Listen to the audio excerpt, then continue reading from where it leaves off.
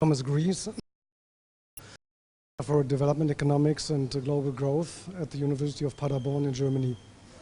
Not easy to solve. There are several reasons why we have these problems, and therefore we may first look at the reason.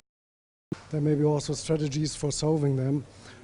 However, before we don't know really the reasons why we have that, we cannot really make good solutions. Definitely, education is very, very important.